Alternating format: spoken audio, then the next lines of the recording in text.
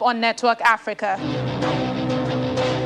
Zambia's President Edgar Lungu congratulates opposition leader Hakainde Hichilema on his victory in the election. Sudan says it will keep pushing for peace in Ethiopia as she reaches out to all sides to find a compromise and end the conflict.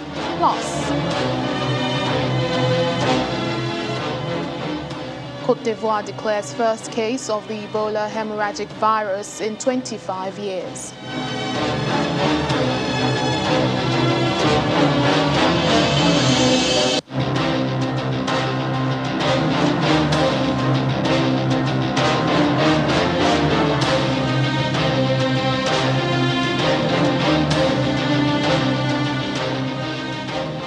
Hello and welcome to the program. I'm Layo Adigoki. We begin in Zambia, where opposition leader Hakainde Hichilema has been declared the winner of last week's bitterly contested presidential election. Mr. Hichilema defeated the incumbent, President Edgar Lungu, by a landslide, more than 1 million votes. It was Mr. Hichilema's 6th attempt at winning the presidency. His supporters have been celebrating on the streets of the capital, Lusaka.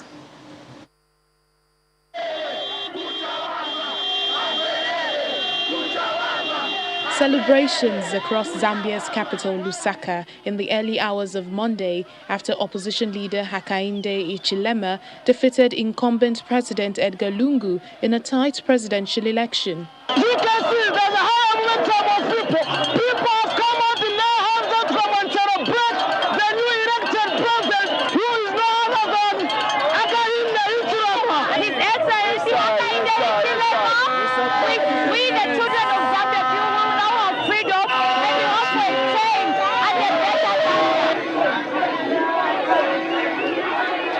In the final tally, Hichilema secured over 2.8 million votes, while President Lungu was in second place with more than 1.8 million votes out of 7 million registered voters. The massive win means Hichilema does not have to contest any second-round runoffs after meeting the constitutional 50.1% threshold for an outright winner. Earlier on Saturday, President Edgar Lungu said that the election was not free and fair after incidents of violence against the ruling Patriotic Front Party agents in 3 provinces, and the party was consulting on its next course of action. In terms of the law, if Mr. Lungu wants to settle a dispute and nullify elections, he must approach the Constitutional Court within 7 days to lodge a complaint after a winner is announced. The election was marred by sporadic violence, and Hichilema, a former CEO at an accounting firm before entering politics, would face a daunting task, turning around the economic fortunes of one of the world's poorest countries. With a new government coming in place, we can at least see that they'll find jobs for us to do. But then with the old regime, which was based on cadres and cadres just getting works and opportunities, this is the change that we needed. That's why people are happy. Disgruntled youth, that's what they called us. And now we showed them that we're not disgruntled. We're actually the youth that make the change. We control our democracy. We've showed them. This was Mr. Hichilema's 6th attempt at winning the presidency. He seeks to reverse a narrow loss in the 2016 presidential election against Mr. Lungu, who was seeking a second 5-year term. Meanwhile, Zambia's outgoing President Edgar Lungu has conceded defeat in the presidential election, congratulating Mr. Hichilema. The ruling party has also congratulated opposition leader Hakainde Hichilema for what they describe as his deserved victory. In a statement released, the party announced that the transition process is underway and that security for the president-elect had been dispatched. Elsewhere, various opposition leaders in African countries have also congratulated Zambia's president-elect. Ugandan opposition leader Bobi Wine, who contested for the presidency earlier this year, said Mr. Hichilema's win was not only a Zambian victory, but a victory for Africa and democracy. Tanzania's opposition leader Zitto Kabwe, Zimbabwean opposition leader Nelson Chamisa, and Kenya's Raila Odinga also hailed the outcome of the election. Well, joining us now is Zambian journalist Alexander Musokotwane in Lusaka for more on this. Thank you so much, Alex, for speaking to us. Tell us, what is the mood in the nation? We see that it's celebration galore in the capital where you are. Is this the same feeling across the country? Good afternoon, and thank you very much. And I do appreciate once again for giving me this opportunity to talk to you this afternoon. Well, Lusaka has seen a number of celebrations starting from yesterday before the announcement was made. That's as 02 this morning. So before it was heating up to the announcement time, which was announced a few minutes after 02, we saw a number of people driving towards the National Throttling Center. That's the National Results Center at Mulungushi International Conference Center. So the celebrations did continue last night. They've continued this morning. They've continued where I am, and it's all over. It's the same in on the Copper Belt province, the same in Southern province where it comes from, it's the same in Northwestern province, and many other provinces across this country. So celebrations have continued, and we're seeing this to continue for the next few days, or maybe even weeks, I should say. Well, we know Mr. Hichilema has tried 6 times at this presidency and he has finally emerged winner. Have we heard from him? Have we heard anything, his comments so far since the announcements? Okay, so yes, you did just in the news report that was just aired recently, you did say that the former president, I should say, or the current Republican president, who's the outgoing President Edgar Lungu, did make his statement that he has considered defeat and wish all the best to the president-elect Hakainde Hichilema. Just a few minutes after that national address of President Edgar Lungu, President-elect Hakainde Hichilema did hold his press briefing lasting about 1 hour, 22 minutes. He did also made a number of statements as he takes over office. He says that, I'm here now, and he talked of the most talked about a matter. They talked about matters. We're talking of his stance on violence, his stance on the tribal hate speech that is said to have been propagated by the current ruling party, almost opposition. He talked about the country's plan for economic recovery, where we know now that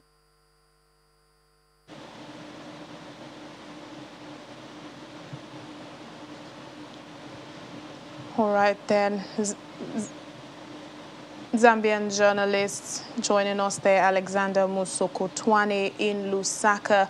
We move on to other stories. Sudan's Prime Minister Abdallah Hamdok has said he will keep pushing for peace in Ethiopia as his country is reaching out to all sides to reach a compromise and to end the conflict in Tigray. The 9-month conflict in Ethiopia's northern Tigray regions has killed thousands of people and displaced millions others, with many facing famine conditions. Sudan is hosting thousands of Ethiopian refugees who have fled the war. Now, Ethiopia has rejected Sudan's offer to mediate in the conflict, saying its trust in some leaders had been eroded. Sudan last week said it had recalled its ambassador for consultations following the rejection.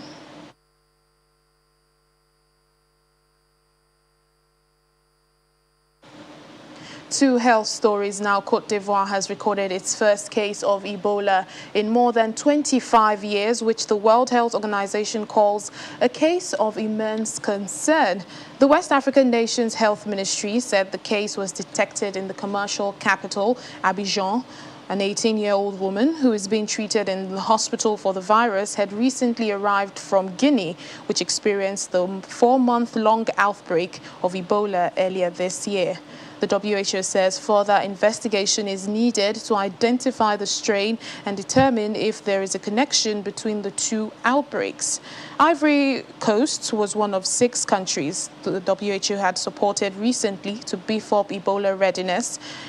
Between 2013 and 2016, more than 11,000 people died in the Ebola epidemic that affected Guinea, Liberia, and Sierra Leone. Ugandan President Yoweri Museveni has condemned what he referred to as indiscipline by the security forces who torture and beat ordinary Ugandans. Mr. Museveni added that security forces who torture suspects are lazy and unwilling to carry out proper investigations and gather substantial evidence. During his televised national address, video images of suspects arrested for the shooting of Works Minister General Katumba Wamala, who were allegedly tortured in detention, were played. The president said brutality would damage legitimacy, adding that nobody should beat any Ugandan because the use of torture is unnecessary and wrong. In January, Human Rights Watch called on Ugandan security forces to end the arbitrary or abusive use of force against civilians as the country prepared to hold elections that were marred by violence and threats to the opposition. To environmental stories now. In Senegal's Fatick region, residents are benefiting from a mangrove replanting project that has helped restore thousands of hectares of mangroves. Communities are now able to fish and also tackle climate change better. It's a good start to the day for Marianne Ndong. She's hoping to bring home a good catch. She and her colleagues make a living farming and selling oysters and cockles in the delta of Saloum in the Fatick region of Senegal. However, 10 years ago, the picture was very different. Many of these mangroves had disappeared. The mangroves not only cultivate wildlife and sea life like shellfish, but also act as a protective barrier between the land and the sea. Reforestation is very important. If the sea today has not taken over a village, this is thanks to reforestation. If nothing had been done, the sea would have destroyed the village. When you reforest, you see the mud in the mangrove. The mud reduces the force of the sea. The sea can no longer attack the village.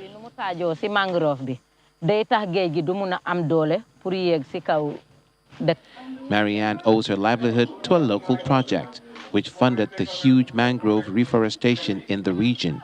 She owns a business that helps create an extra income that can pay for her children's education and clothing. Funded by the International Fund for Agricultural Development, IFAD, and the Senegalese government, more than 50,000 families in the region benefit from mangrove reforestation. This also includes loans and training in how to add value to their produce. It's really important to reforest areas around Senegal with mangroves, because mangroves really provide the last bastion of resilience in countries such as Senegal. Deforestation, road construction, and other areas have led to the denudation of these kind of forested areas that have essentially meant that incomes have been lost by vulnerable communities. Mangroves are essential for preventing soil erosion, holding back rising sea levels, and promoting marine ecosystems. But in the last 25 years, Africa has lost nearly 500,000 hectares of its mangroves due to drought, deforestation, and construction. Still to come on the program. An Ivorian artist cleans up the beaches in his environment to make art valued at nearly $1,000. Please stay with us.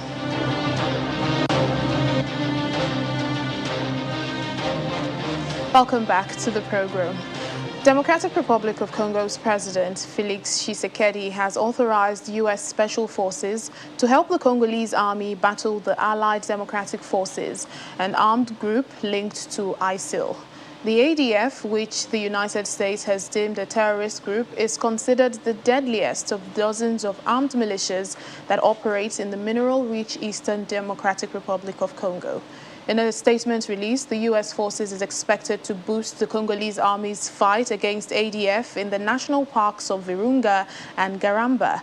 The mission will last several weeks and is specifically directed against the ADF. U.S. Ambassador Mike Hammer, who presented the team to President Tshisekedi, said its presence was part of a partnership agreed between the two countries in 2019. Let's check in with the SADC military intervention in Mozambique. The Southern African Development Community, SADC's head of mission, has briefed African group of ambassadors, stating some of the key command and control structures expected to be deployed for the mission in Mozambique.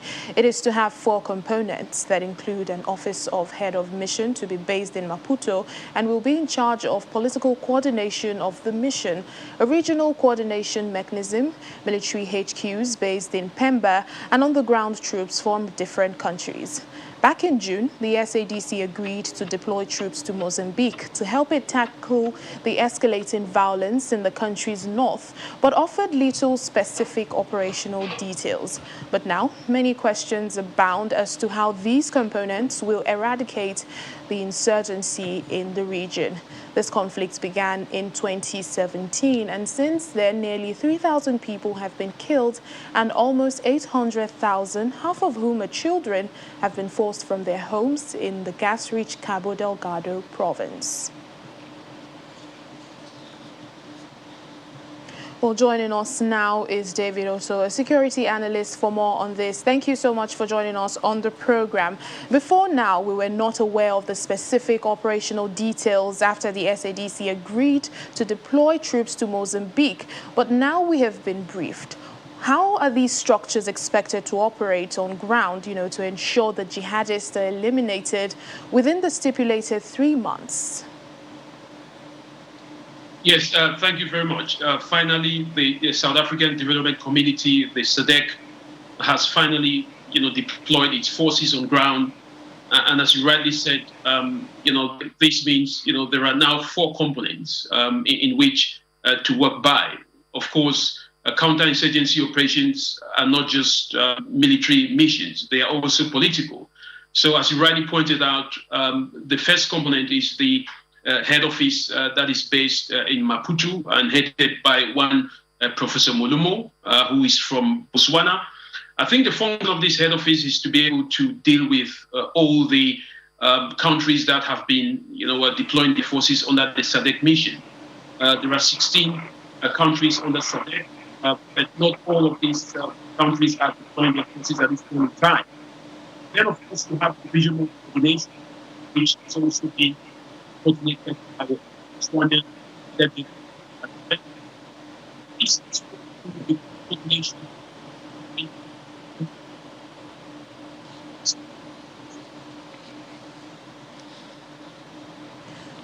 Oh, thanks for that poor audio. We'll try to reconnect with security analyst David Otto, but in the meantime, a high-level delegation. I understand David Otto is back with us. Mr. David, now this is coming just a month after Rwanda and Mozambique troops launched joint operations in key jihadist districts. What role, do you think SADC troops will play in Cabo Delgado as they officially go operational in Mozambique? Yes, I think the role that they will play, they will be located, now the head office is actually located in Pemba, which separates the northern part of Mozambique and the southern part of Mozambique. So most of the SADC forces will be stationed around districts in Macomia, in Muidumbe, in also areas like Nangade and Pundaha. So a number of these districts, will be held by the South African Defense Forces. They will be playing much more of a defensive position. And let me stress very well that, they will be working hand in gloves with Mozambique troops. And they will be making sure that jihadists that are being chased away by Rwanda and Mozambican forces in areas like Mosimbao de Praia do not actually come down towards the southern part. So they will be acting as a buffer. And I'm really glad to see this coordination that will be going on as these forces are deployed jointly. These troops plan to eliminate the jihadists in 3 months. In your opinion, do you think 3 months is enough time? I think with the counterinsurgency operation like this, the mission directing the mission. And I hope that, this is going to be a smooth mission, but 3 months is too short for a mission of this nature. Security analyst David Otto, thank you for joining us.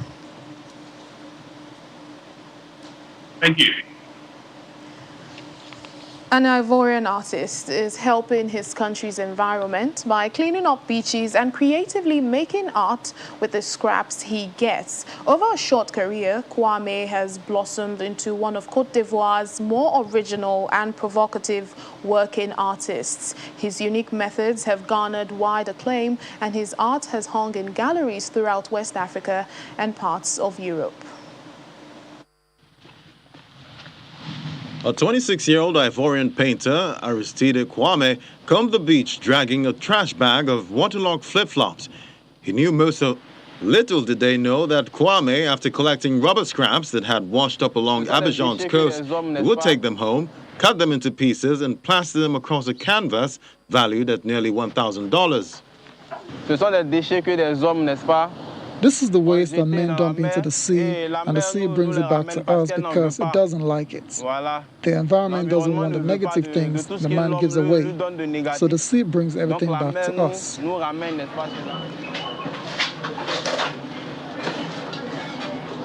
Sitting on the floor of a narrow alley, Kwame carves shapes, letters, and faces into rubber soles. He makes his own paint by grinding what scraps remain into piles of Technicolor pigment. Kwame's material choice of both artistic and economic. Plastic waste can be found strewn across many of West Africa's urban beaches as rubbish discarded into city canals is carried out to the sea, then back to shore with the shifting tide. When I go pick up the waste, there are a lot of questions such as, what will I do with all of this? Will you sell the flip-flops? I simply respond that I am an artist, and by picking up this waste, I am removing the burden on nature. I am removing something that disturbs the beach because I do not like to see it dirty. His works range from large portraits of civil rights leaders to abstracts evoking societal ills like climate change, COVID-19, and wealth inequality. All are made from old shoes he found floating in the ocean. Kwame's most recent work represents a woman and a child wearing masks and words made with engraved flip-flops that say COVID and confinement. These faces, for me, they represent the society. These faces next to each other is humankind, and humankind needs an environment that is pleasant to live in. On a recent afternoon in a chic neighborhood in southern Abidjan, several of Kwame's works hung in a gallery often visited by foreign art collectors. From a happy story to a not-so-happy story, a high-level delegation made up of Somali government ministers as well as United Nations officials have been visiting displaced Somalis sheltering in the besieged town of Zudu. That's some 350 kilometers north of the capital, Mogadishu. They are there to assess the humanitarian needs of the population. 3 months ago, militants forcefully evicted Fatuma and her family from their home in Morigabi village, 30 kilometers northwest of Hodur. Her 5 children are staying with relatives, and she sends most of the monthly financial assistance she receives in the camp to them. We fled Al-Shabaab. They chased us, forcing us to seek shelter and support in this camp. We are desperate, starving, and we need something to eat. The blockade has caused food prices to surge in Hodur town, further exacerbating the situation of the displaced families who depend on humanitarian assistance. Displaced people in Hodur receive $70 per family, medical assistance, non-food items and food rations. The money and food are insufficient as more people continue to arrive, thus putting a strain on available assistance. My request to the donors is that I am a displaced person who lives here. We depend entirely on humanitarian agencies and God for our survival. We are really suffering, and we request for food, decent shelter, and school. We need a lot of support.